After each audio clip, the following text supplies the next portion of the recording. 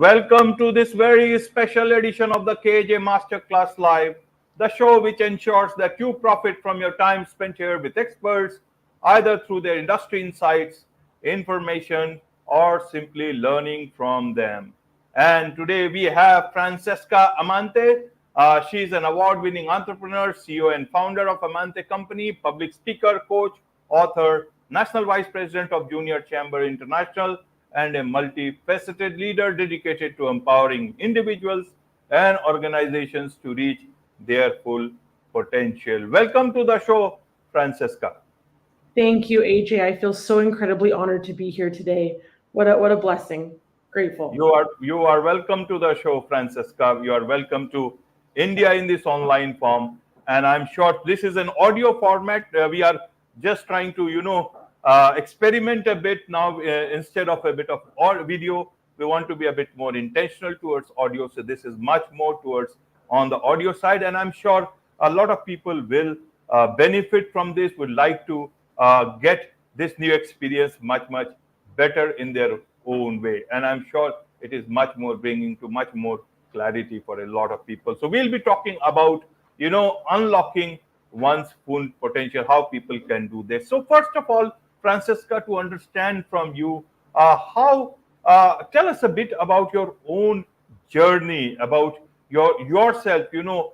Such a young age, you have been able to accomplish so many things. I'm sure it was not an easy journey. So, but we want to understand for the audience directly from you, Francesca. Absolutely, AJ. Thank you so much. And what a great question. For those in the audience that do not know me, as AJ said, I'm a CEO, founder, and author, a coach, a public speaker. And, in the midst of all of these things, AJ, as they came about, the start of it really comes back to the root. My family was born and raised in Italy, and then they immigrated to Canada years ago. And they had my brother and my sister. My brother unfortunately passed away in a tragic car accident when he was about 16, 17 years old. And in the midst of this, after he had passed away, my mom and dad, of course, had their, courageous step to decide if they wanted to have another child. And they ended up trying for 5 years, and they had me. They named me after him. So his name was Francesco, and I was given the name Francesca. And in the midst of this, I do know that from a very, very young age, there was something about that grief, something about that heartache that instilled in me a very unique drive from such a young age. Because I remember even being 4 or 5 years old when my mom and dad put me into sports such as competitive figure skating, competitive dance, ballet, tap, jazz, modern, lyrical, all of those type of genres of dance. I was in piano, I was in swimming, I was in diving classes. In the midst of all of this, most children at that age, 4 or 5 years old, they look at those activities as like a aspect of fun. They think it's exciting. They're just, they want to spend time with friends. But because of the depth of understanding that I had, the fact that I knew at the back of my mind that I had been born because of my brother's death, I looked at these activities so much different. When I stepped onto the ice or when I stepped onto a dance stage, I looked at it as this is my opportunity to, not so much prove, but show to my mom and dad that, I'm worthy of being here after a loss of that great nature. And it really just gave me this really different perspective on life that, if I was born after a death, I really can't take any of these moments for granted. So, I remember being, kind of a little bit of an old soul as a young child, that it really instilled this drive in me to want to be the best I possibly could be, not only in how I acted, how I responded to others, how I helped others, but in terms of my, all of these different activities, I wanted to show up the absolute best. I wanted to win. I wanted to be kind to others. And so I think, AJ, what ended up happening was through that deep appreciation of life after my brother's passing and me looking at every day as such a precious gift being here on this earth, it made me work 10 times harder. And as that compiled over time, the small habits, the small micro, resiliencies over time really, compounded. And I look at where I am today, and you're right, AJ, I just turned 30. Most people are like, how have you done what you've done? But it's because I never really looked at life in the sense of I have a lot of time. In fact, I've always kind of looked at it as I don't even know if I'm going to be blessed with it tomorrow because, when you have a sibling that's only been alive for 16 or 17 years, every year since that particular when I turned 17, I thought to myself, oh my gosh, I have just been gifted an additional year more than what he got. And I think that's one of the biggest reasons and one of the biggest driving factors of why it unlocks such a, full potential in me, because I did not take any moment or any opportunity for granted. And I worked so hard every single chance that I could. Right, right, Francisca. So life is not easy, and the way you have seen life, obviously there was a lot for you to understand and to do. So a lot of people, look at challenges how differently.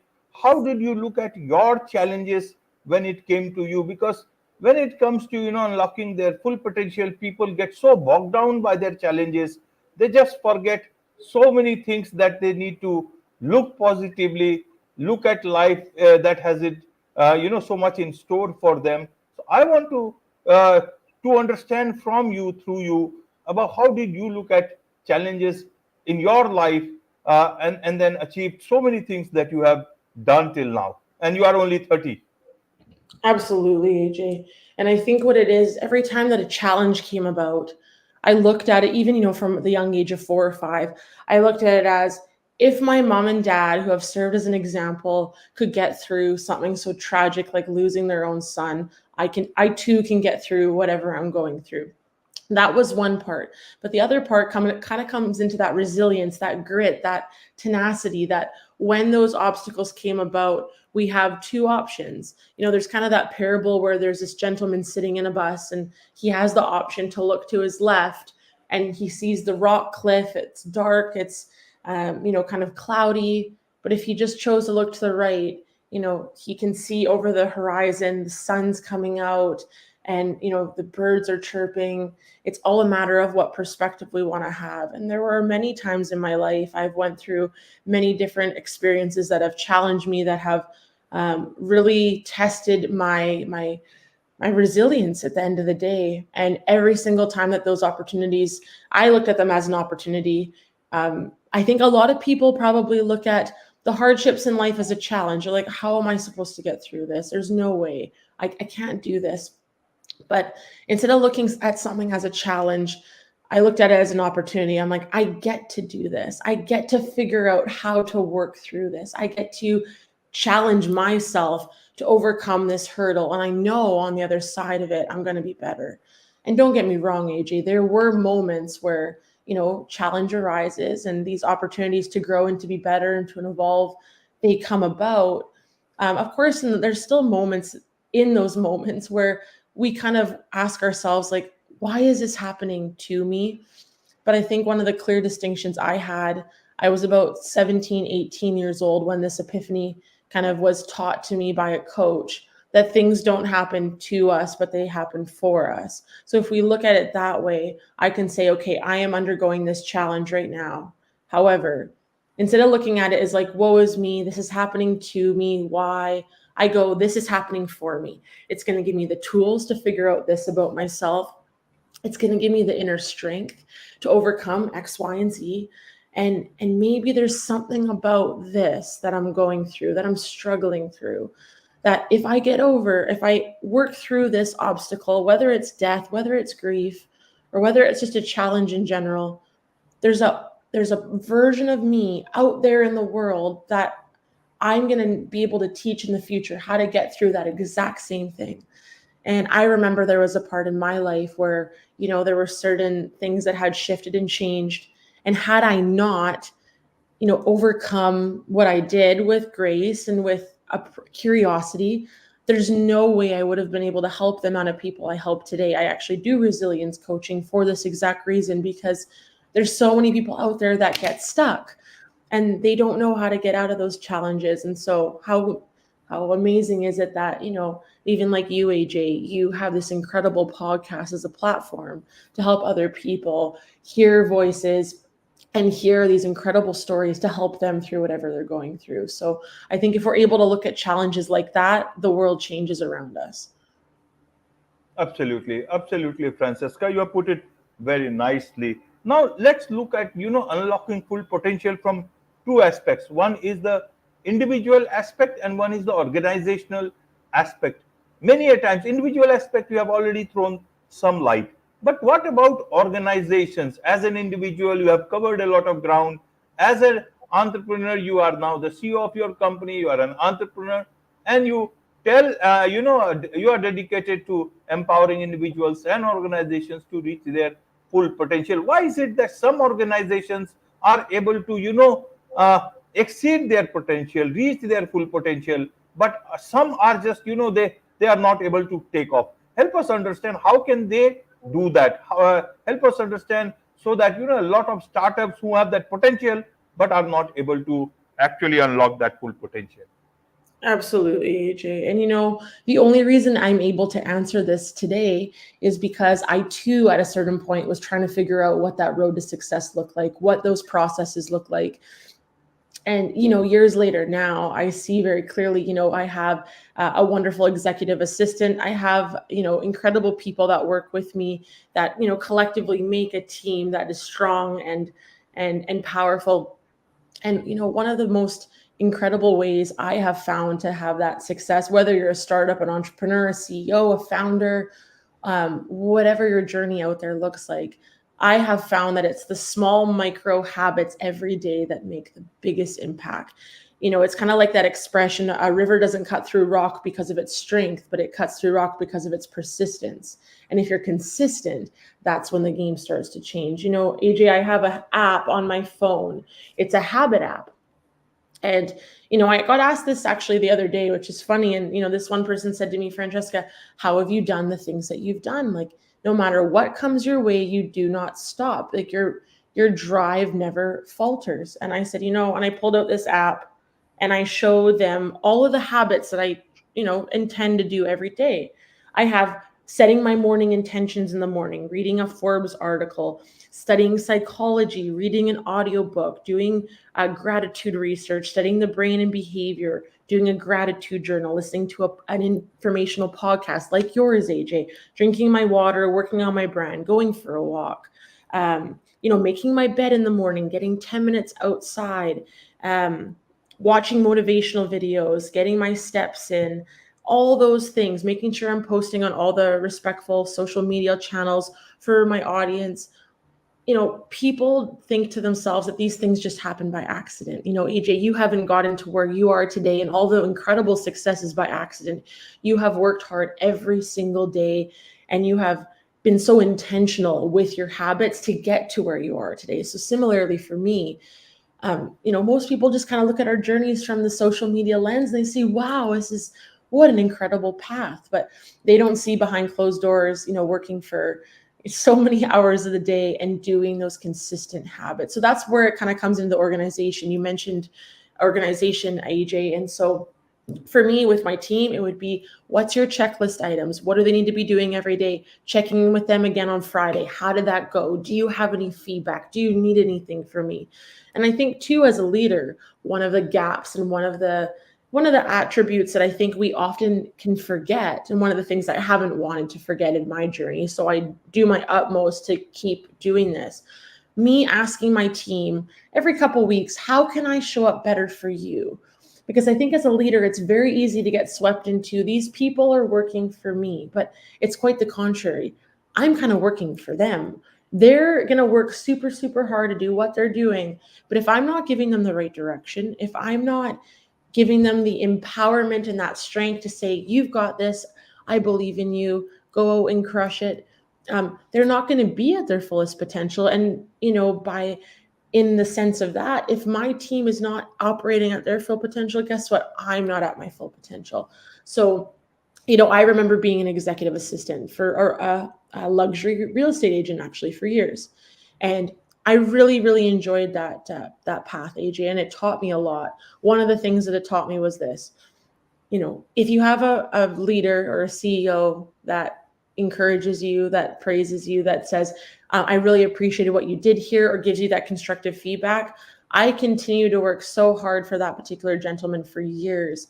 I felt valued in other respects, in other places that I was an executive assistant before I became a CEO, there were leaders I worked with that I literally, stopped the path within 3 months because I could very clearly see that I was not respected, nor was I valued for the work that I was doing, and nobody wants it to be wants to be taken for granted. So I was able to learn from those moments. Okay, that's exactly the things I want to do and not want to do when I become a leader of my own team. So when I became a CEO and a founder, I was able to go, okay, I know how I want to treat my people. I know what kind of organization and processes I want to put in place for them. Because if they're not scrambling to figure out how to do something and what my process is, we save so much time. And I have my business coach, Dan Martell, to think of that. He's a New York best-selling author, incredible human. He has taught us some of the best business systems I've ever seen in my life. And from seeing what he's put into place for his company and how he scaled it all over the world, it's given us the tools to do the same on a different scale, of course, but to model that growth. So I feel very grateful for that, AJ, for the people that have taught me so much. But you're absolutely right. It's organization, consistency, and discipline, because we're not always going to feel motivated. And that's where the consistency and the discipline comes in. On the days where we do not want to do those 10 or 15 habits, we have to push ourselves to keep going and keep doing it, because that motivation might not kick in for another couple of weeks, and we can't afford to wait that long. So that's where the discipline really comes in handy. Absolutely, absolutely, Francesca. Now, what do you think is the role of gratitude in helping us, unlock our full potential? Again, as an individual and also as an organization, how does that work? Absolutely. Well, for me, individually speaking, AJ, gratitude has been this key that's unlocked a part of myself to overcome grief, loss, death. But at the same time, in the midst of adversity, in the midst of, whatever life throws at you, when we're able to look at it from a personal perspective, I am grateful for this happening today because it taught me this about myself. And tomorrow I'm going to wake up and I'm going to be better than the person I was today because I now have these tools. When we're able to look at it through the lens of gratitude, it's remarkable, even just in the scientific studies. I also, I'm part of this certification program where we study behavioral intelligence and the science behind how powerful the things that we say to ourselves are, our behavior, how everything kind of ties together. And it's so interesting when we look at the correlation between gratitude and how our behavior exudes day to day. It really has a powerful impact on the brain and how we speak to ourselves, because the things that we're saying and the energy we're putting out into the world, we have to be so careful, because that's kind of the reflection we're putting out there. And kind of what you put your energy on, where your attention goes, your energy flows. So if I'm putting my attention in, say, my personal and professional life on gratitude, the things that bring me joy, having appreciation for the harder moments, that's what I'm going to focus on. If I focus on, oh, woe is me, I'm a victim, just more of that agony is going to come our way, because that's what we're attracting. So in the midst of all of that, that's kind of how I have looked at that in my personal life. In professional life, though, the gratitude is so powerful in so many ways. Not only showing that gratitude for your team every day, they're going to show up 10 times happier and better, and I want them to come to work feeling fulfilled and appreciated. And number two, the gratitude is one of the most interesting facets to my business in this sense. Some people say to me, they're like, Francesca, you've never been worried about where the business is going to come from. And they said, how do you do that? How do you not have that angst of, where am I going to get my next sale? And I say very, very clearly, I just truly believe that if I am grateful every day for the business that I have and the business that I one day am meant to receive, there's this light-hearted energy about it, that the people that I serve and the people that I meet every day, they don't feel like there's this desperate energy. They talk to me. I just genuinely want to help them. And naturally, if there's business that's meant to come from it, it just naturally comes. And it actually flows tenfold into my business life, because I'm not coming at it from a place of, I want all this stuff. It's just, I'm grateful. That's all it comes down to, is I am so grateful for whatever opportunity is meant to come to me today. And that's it. And when I'm able to look at it that way and soften my approach, and just sink into that genuine gratitude, incredible things happen, AJ. And I feel so grateful to have been taught that mindset shift years ago, because I think had I not started gratitude journaling, had I not started approaching life that way, I think that there would have been a lot more resistance to the hardships in life, if I wasn't able to have that outlook of, you know what, this is going to make me stronger and better. Right, right, Francesca.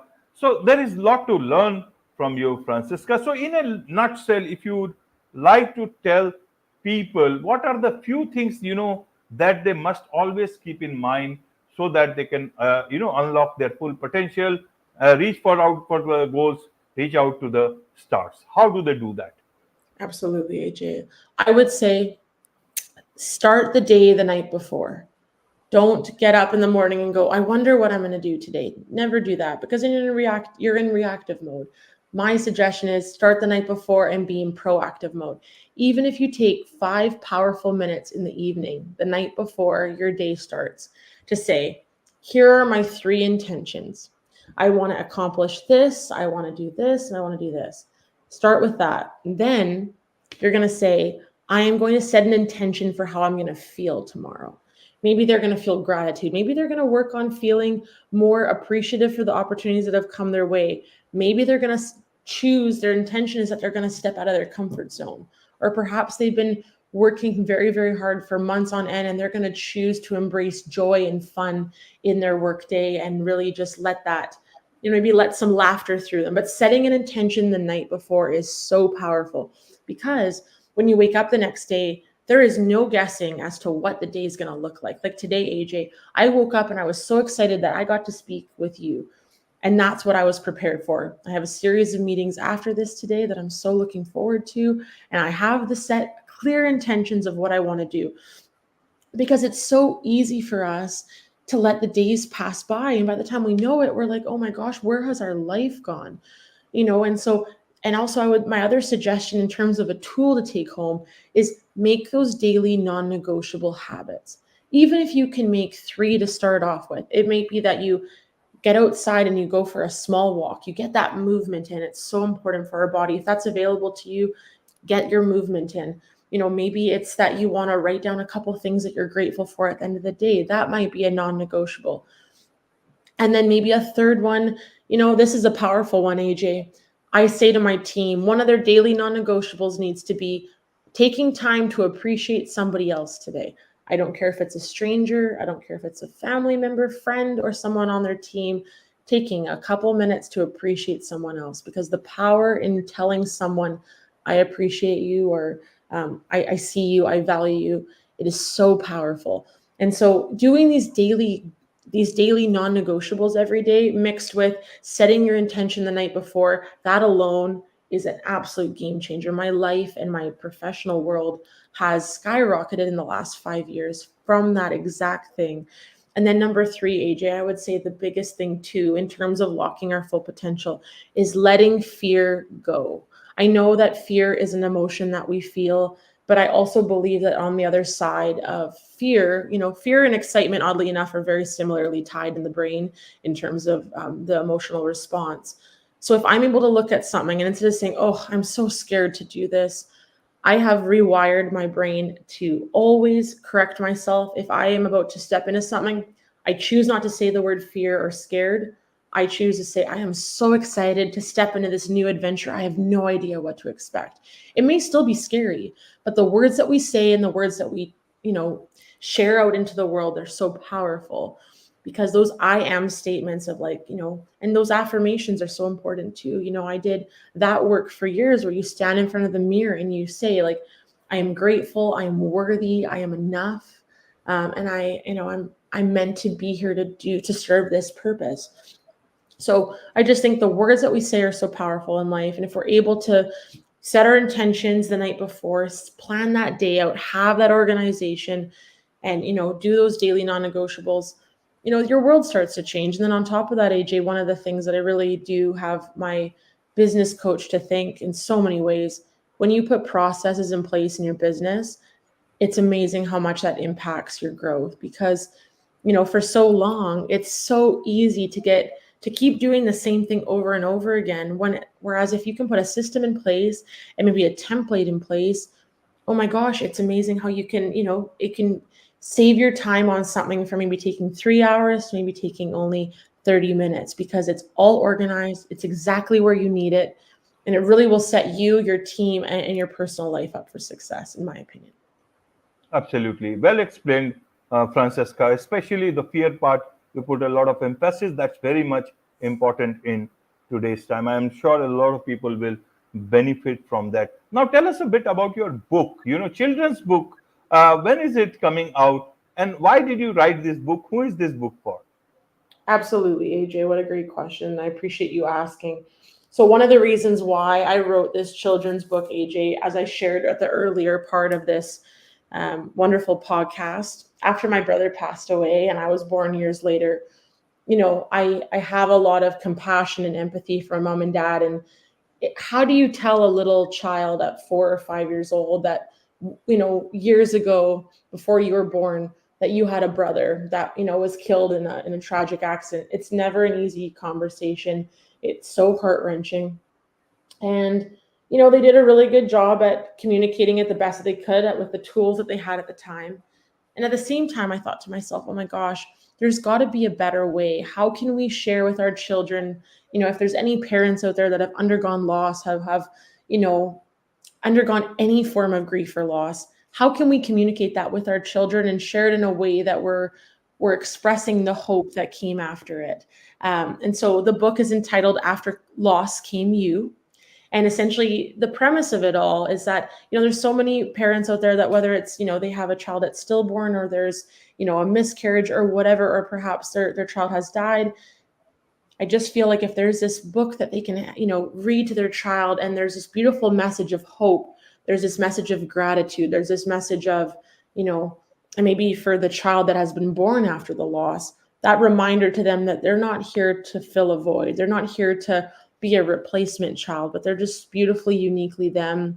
And that's exactly as it was meant to happen, as sad and tragic as their situation is.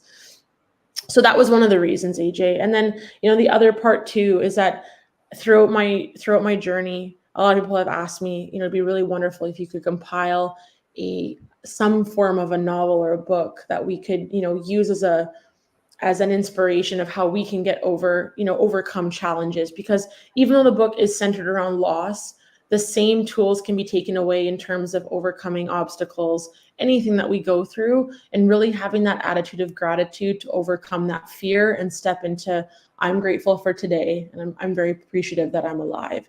So the book, I feel so honored to, it's in the pre-order stage. So that makes me so happy. In terms of publication, and we're just awaiting what the official publishing date will be, but in the process right now, it's in the pre-order stage. And then not too long from now, it's going to be available on Kindle, on Amazon, and with a couple different publishing companies. So I feel really, really grateful for that, AJ.